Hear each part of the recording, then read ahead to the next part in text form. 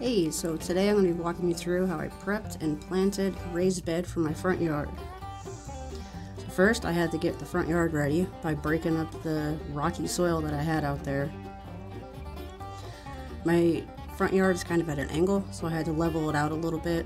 So I dug the back into the ground about 7 inches and then just leveled it off so the box would sit in there. And then I had to get everything as level as possible. I wasn't too crazy particular about how it turned out because the box wasn't going to have a bottom. It's just going to be filled with dirt. But I went through the motions anyway of trying to be as precise as possible. I'm not putting anything in the bottom of this box because I'd like the ground to break down naturally over time and add to the nutrients. Everything I build is built with pallets. I already had a bunch of pallets broken down, but I went ahead and grabbed some video of me taking some nails out of these pallets because everybody knows how much I dislike breaking down pallets. But there's your proof that I do put in the work.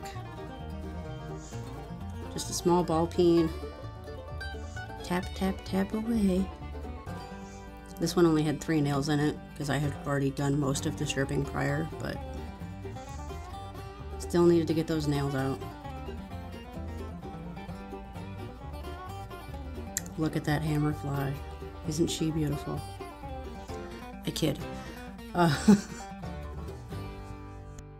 Anyway, I have a huge stack of pallets on the side of my house that I still have to get broken down. Eventually I'll get there. I tend to break them down as needed. That way I don't torture myself too much all at once. My daughter stole all my pencils, so I stole her green crayon. So I'm measuring these out to length. These boards are going to be the front and back, so those are 62 inches. The sides are 26 inches. And yes, I forgot my square in the shed. I had to go grab it. And the box is about 7 inches deep. So just getting everything measured out before I take it over and cut.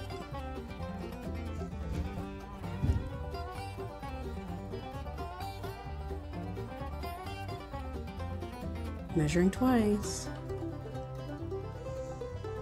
Have I mentioned before that I love this saw? Ryobi 10-inch compound miter saw? It makes this so much easier than even just my circular saw. Bam!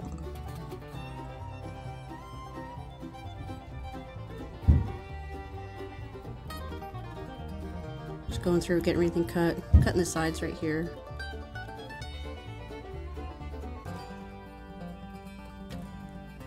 Those scrap pieces from the sides that I'm setting behind the saw, those I used later on in the corners as braces.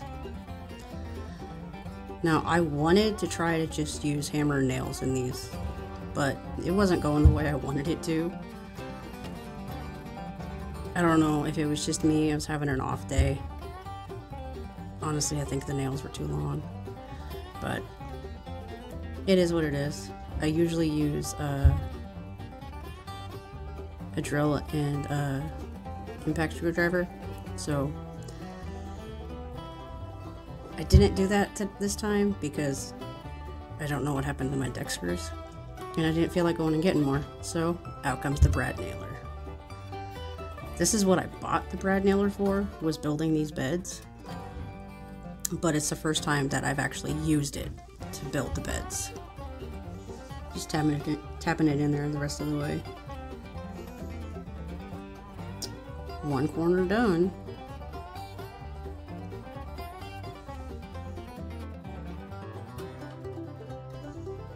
Was that a fun little ride?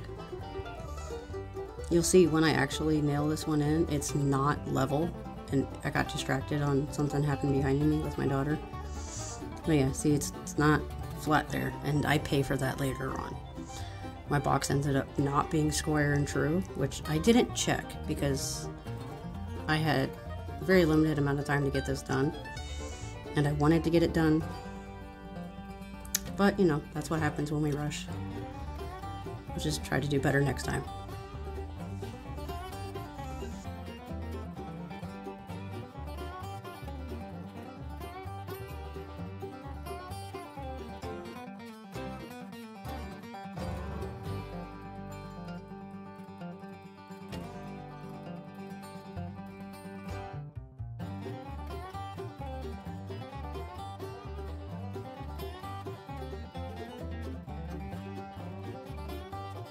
So putting the box in, really easy. Just taking it out front, making sure it sits as level as I want it to. It's not gonna roll down the front yard. Then time to backfill. I cut this space bigger than I needed it to be for this reason. And then it's time to fill it. I like the Kellogg raised bed planting mix. Sorry, potting mix. It goes really good out here. We get very hot and very dry out here. And this packs a lot of nutrients in it from day one. So that combined with a really good fertilizer, we found that we can get a really good yield from what we plant.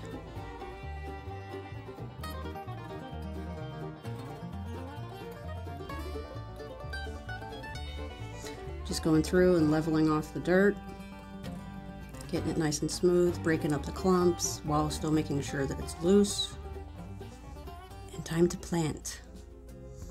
This is a zucchini. I love zucchini. I feel that there are so many different things you can do with a good, fresh zucchini.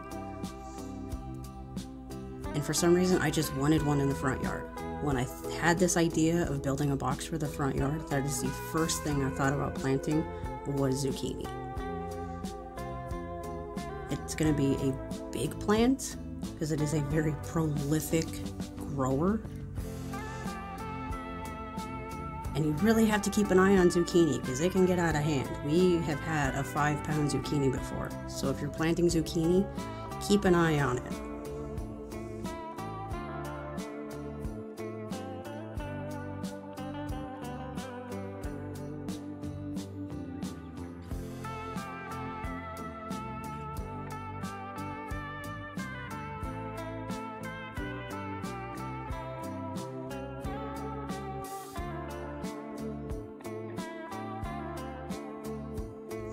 Tomatillos.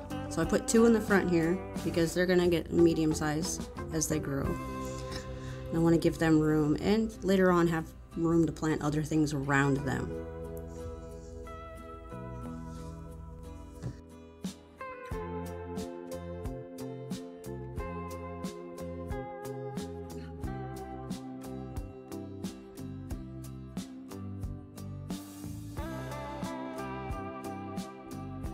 You can see this one a little bit better.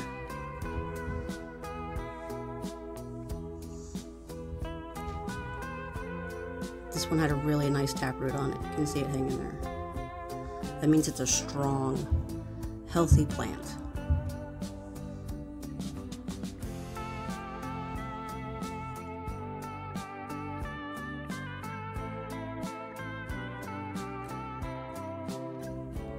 In the center of the box, we went with marigolds. But things like this, I overplant. This is what I did with my super pumpkin that I have in the backyard too. You're only supposed to plant 2. I planted 5 because I figure the more you plant, the better odds you have of something taking.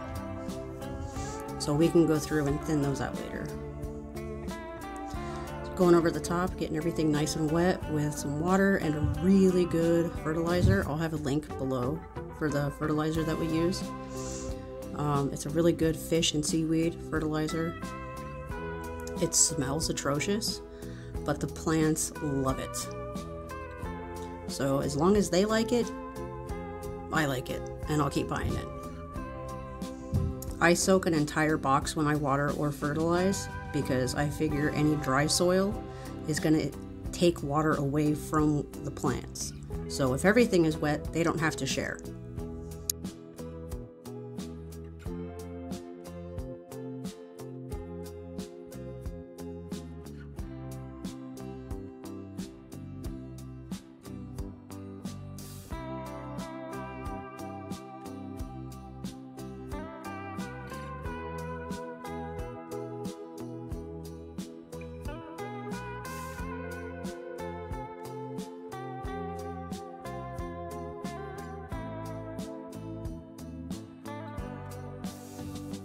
So that's it. Thanks for watching. Please like, comment, and subscribe. Let me know what you think.